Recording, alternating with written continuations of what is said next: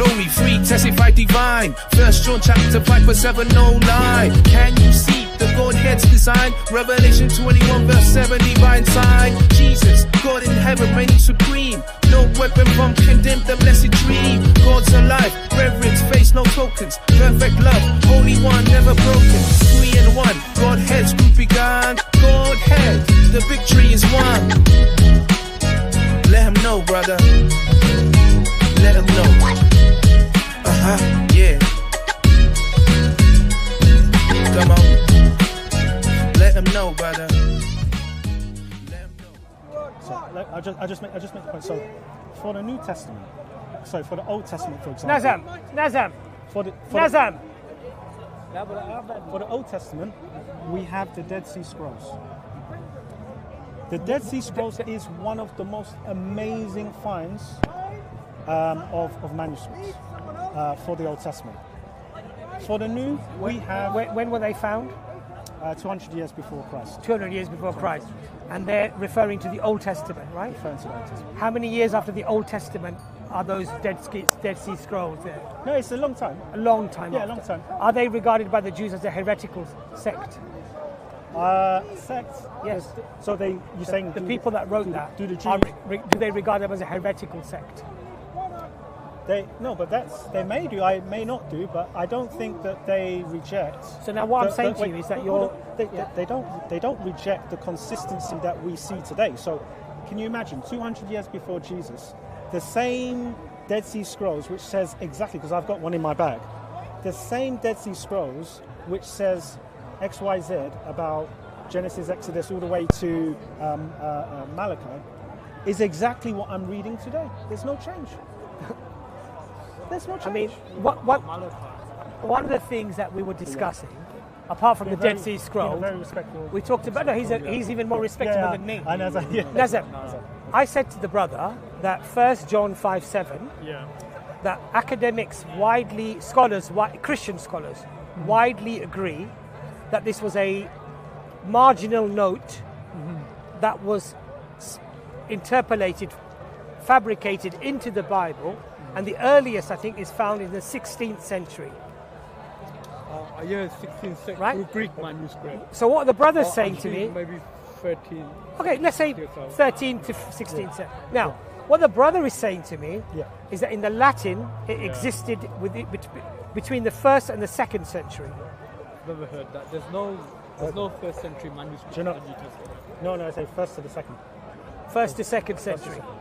Now, the thing is, what I was saying to... Are you aware of any manuscripts, Nazam? There's no manuscript because of 1 John the from the 1st and 2nd century. The reason why Nazam would be in agreement is because, let's be honest, Nazam, you're looking and thinking about the Greek, aren't you?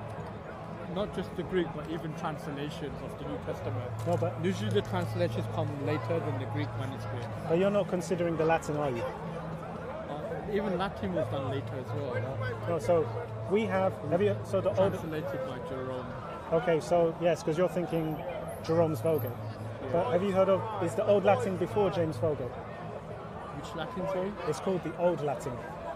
Not heard of that, sorry. So this is what I'm saying, because it's in the Old Latin, which is before Jerome's Vulgate in the 4th century. The actual verse, 1 John 5:7, appears almost 6,000 times. You have to realize, the Bible has up to almost 40,000 manuscripts. Minimum 25,000. Minimum. So you're saying to me... So the attestation is super strong. First to the 2nd century, the First John 5:7 in the Latin is found over 6,000 times. In the Latin. In the Latin. Correct. Have you heard of any scholar that makes that claim? No, I tell you why. See, I don't need to make this up because you guys are definitely going to look into it. So why did all the other, apart from the King James Version, why did all the other Bibles expunge that verse out if there's so much evidence that it actually existed? Because it's no Greek manuscript prior to the 16th century. So firstly, there is a standard when it comes to translation of the Bible. Yeah. There's a gold standard for the English. Because the gold standard of translating the Bible, it has to come from the school of Antioch because the doctrine fits in. Whereas the school of Alexandria has connotations with Arianism. So there is some sort of some challenges there, which the church overcame. And I think you know about the whole Arius and the whole heresy thing. But anyway, the point is, you know the truth by the history, the archaeology, the paleontology, the lectionaries, and all this source material. And when you look at the King James, for example, what you're getting is, in fact, the cost of the investment of making sure that this was translated from the Hebrew, Aramaic, and the Greek. If we were to put it in calculate it financially, it's beyond. I mean, it's so much money compared to any other translation we have today. And by the way, we know there was at least 40 scholars that were working full-time, 100% dedicated by royal appointment. We also know that Cambridge University, they are the licensed patentee of the King James. This King James is under the royal crown, as we know in this country. The licensees is Cambridge University. To get a copy of the King James, to put it publicly anywhere, you have to go through Cambridge University. So the prestige, the scholarly credibility is super, super high. And when you have thousands upon thousands and thousands of manuscripts, the question then is what is this actually saying? The message is consistent. The message is the same. Okay, so this is the problem What's now. the percentage of those Greek manuscripts that come after the 9th century? What percentage? Yeah, so there's Okay, I 5,000. see. So how many of them are post-Islam, basically, or after Islam? So I think a lot. So there's I would probably say, to give a percentage of after the 9th century, Who's filming here? it's, How many it's minutes? disputed in a way. It's like, how many, Okay. how far is that apple from the tree kind of thing. From what I remember, It's the not- streams that you guys did on the Historicity streams Yeah. with Brother Ijaz, Yeah. about 90% of them Yeah. are after the 9th century. So vast majority. Look, here's the problem that I have. Here's the problem that I have. I'd question that. You paint a picture of the inerrancy of what you hold in your hand, which is the King James Version, the Bible. Here's the problem. Well, no, it's more to that. It's the actual No. credibility of just how many manuscripts it has a Well, consistent To message. support being inerrant. Oh no, just like, for example, the archaeological proof. Yeah, so you're supporting the fact that it's inerrant, unchanged, the Word of God, accurate, recorded faithfully. That's what you're claiming, right? There's a big problem with that. Your biblical scholars don't agree. When you say your biblical scholars, that's interesting. I think that's interesting. I'm saying the majority of biblical scholars, Okay. many church-going scholars, Okay.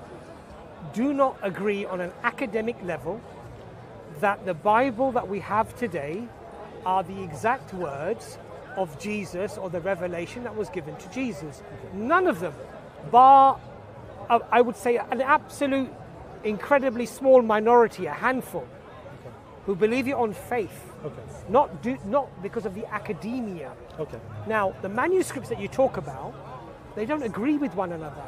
They contradict each other. That's interesting. They have verses that you can, through time, the older the manuscripts, the more inaccurate and the more errors you find. Okay. Okay. Now, there's more differences. So the problem. So listen. I disagree with that, but Well, go ahead. you can disagree. I'll respond after. I understand. Look, you can disagree if you want to, but the thing is this: disagreeing whilst opposing the evidence is not an academic way of, I believe, formulating a rejection of something. My rejection of the Bible and its authenticity is based upon that evidence of manuscripts, of the scholarly, the textual critics, many of whom are church-going scholars, who are telling me that here's a manuscript of the 6th century, here's one in the 10th, here's one on the 15th, here's the one today, and they don't agree. They're different. And the further back we go, the more errors we find.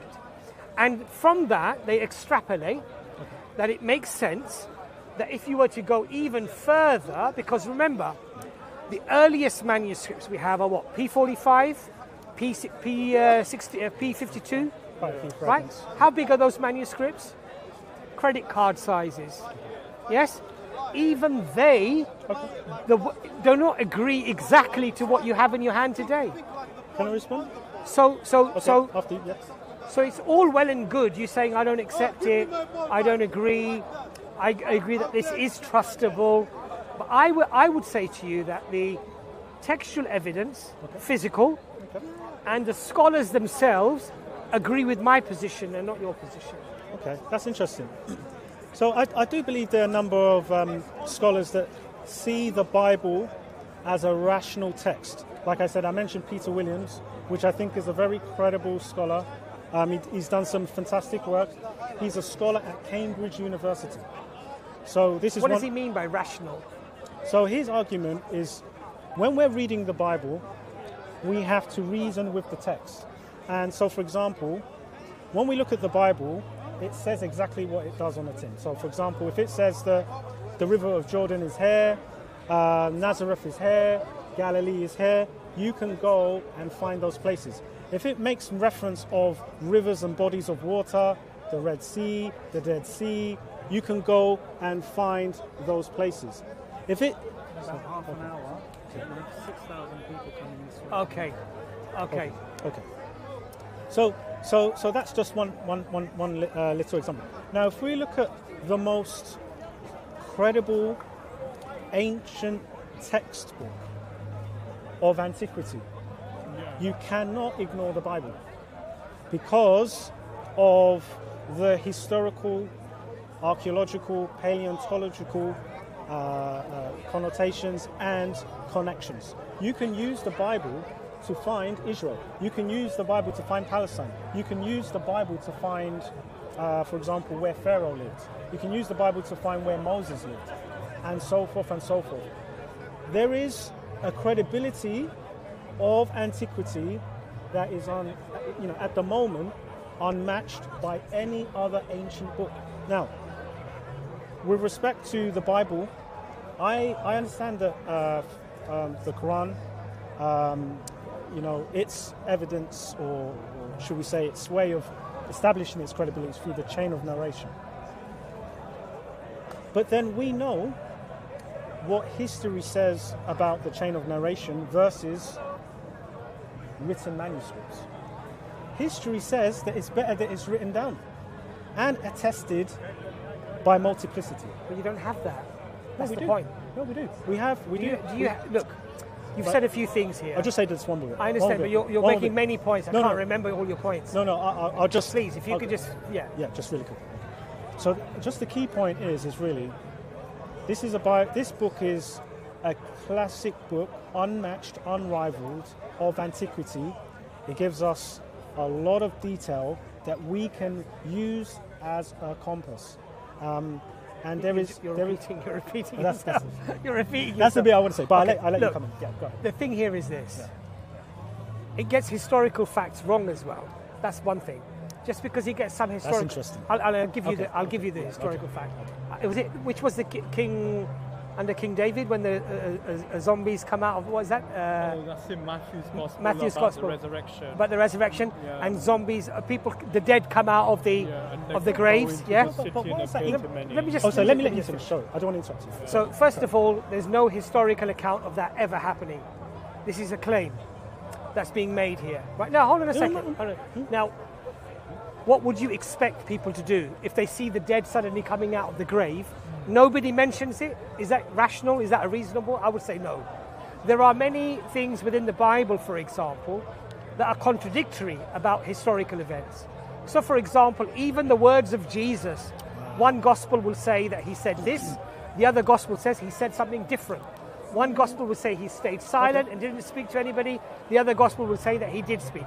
Even the plaque above the cross of Jesus, depending upon which gospel you read, it will be different.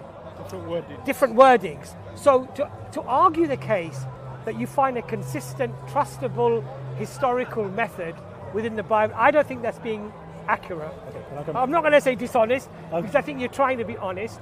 I don't believe it's accurate. I think also the scholar that you talked about, that the Bible is, you said the reading the Bible is, what was the word that you used? He said, the scholar that you mentioned, rational. That does not in any way answer the question that I gave you about not whether it's rational in terms of reading, and there's some mention of some sites that you can find, but the inerrancy, the preservation, because that is clearly argued by Christian scholars not to be the case. Okay. So I don't think you tackled any of those issues, quite frankly. Okay. And so for me, Okay. Let me. a book of God Yeah. can't make contradictions. It can't say one thing here and a different thing there. Yeah. It can't say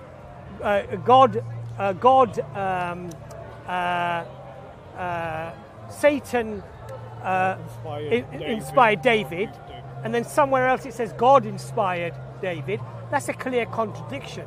It can't be God and Satan. It can't be Satan, and it can either be God or it can either be Satan. That's a clear contradiction, right? Now, there are many other contradictions about age. The king was, 8 years old or 18 years old. So I would argue with you that actually these are all problems and issues that you can't just simply say it's the most invested Cambridge University have done this. Cambridge University Okay? Press. But We don't have any early manuscripts dated before the first century, second century. no. Even those are credit card sizes. Okay, brother. Significant manuscripts come in the 5th and the 6th century. That's 500 years after Okay. Jesus. Now, you said to me, Okay, Abbas, let me no, cover brother, it. you said to me the oral tradition Yeah. is not one. No, we believe in oral No, tradition. I know, but you said the oral tradition is not the one you believe to be the robust one. You believe the written text is robust, but you don't have any written text before the first few centuries. Not true. So therefore, you were relying including- upon people just Is that telling including people. the Dead Sea Scrolls as well? The Dead Sea Scrolls are not the New Testament.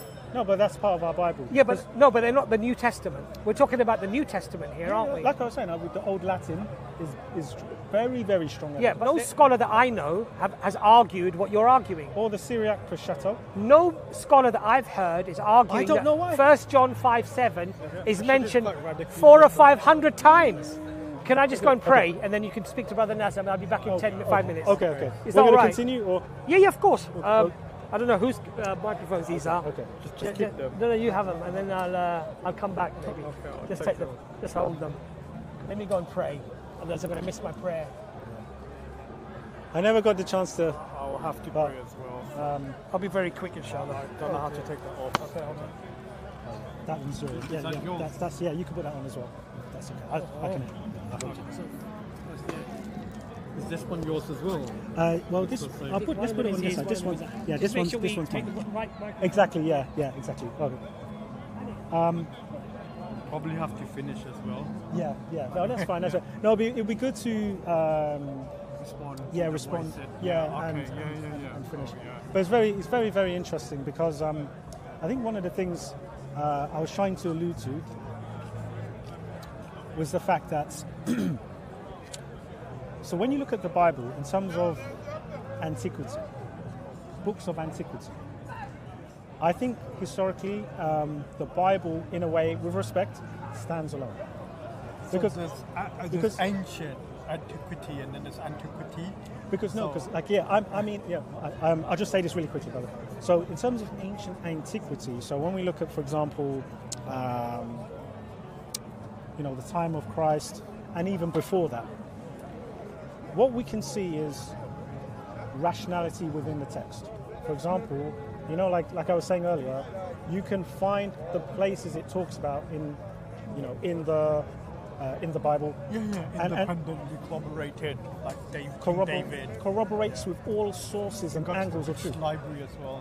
Exactly. Museum rather. So, yeah. And so the archaeology is almost one of the most authentic, amazing ways of saying, I am true. So, for example, they found an inscription of King David. Yeah. They found an inscription of Pontius Pilate on a plaque.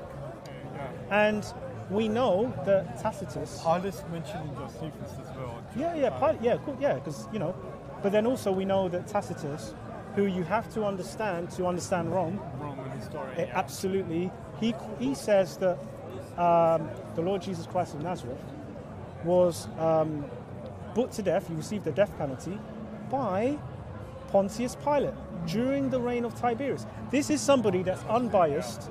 This is somebody that has no affiliation with Christianity. In fact, he was persecuting the Christians. So why would somebody say that and be telling a lie? What about the tax census that Luke mentions at the time of Jesus' birth? There was a tax census, and this was done by Ananias or something like that. But that seems to contradict like what Josephus says as to when this Caesar existed, or Augustine or something. Yeah, so this is the thing about the Gospels. Gospels has many angles on the events. Because when we're talking about the Gospel, all we're talking about is like a historical account of the Lord Jesus Christ of Nazareth. We're just talking about his life from different angles. So people want the exact same angle. But like it's the same way you see all these cameras, there's a reason why they're on different angles. I have a problem with there being contradiction. Because with the contradictions, it gives you like independence. Like both Matthew and Luke have two independent narratives with regards to Jesus' birth. Yes. So it's not like one is copying from the other, but both have pre-existing source materials that they're using. I know you're mentioning about Q, and that's the thing. I believe that the actual historical accounts, they, by beauty, verify each other. You're back. He's back. We would like you to perhaps come on to one of our streams. That would be great. Because we're gonna and bring somebody with you. Okay. A scholar, whoever you'd like. Yeah. And we can have a really nice Peter long Williams. discussion. Get Peter Williams involved. That would be so good, man. He's like way up there. I know him as well. So are you aware of him? We know each other. Yeah. No way. Yeah, we've met a couple of times. Oh wow! See, that's awesome. He's really good. He's really good. By all means, do that. Yeah. And I think because we're going to pack up yes. it's quite late. But it was nice. It was an nice absolute pleasure, talking. The reason why I'm inviting you on the stream is that I think these are the sort of respectful discussions that really we should have. Yeah, I agree. And look, we can agree to disagree. Yeah. But at the end of the day, you're a brother in humanity. We're hopefully brothers. We're the children of Adam. We're all the children of Adam, right? Absolutely. So we can disagree. We might not be brothers in faith, but we can be brothers in humanity, right? Yeah, totally. And we can shake hands and we can be friends and and be kind and nice to one another. Hopefully help one another. But we can have these nice discussions as well. I think it's very important. Absolutely. Yeah? But you've got our card. Oh, yes. And on that, we have a stream every other Sunday. So next Sunday, there will be a stream. Sundays? You do Sundays? Yeah. What time? In the evening, around 8 p.m., 8:30, something like that. Wow. Okay. Jazz will be really good to speak to you. Yeah. And actually, we're going to and by all means, brings a scholar along the way because it'd be nice to have a proper discussion.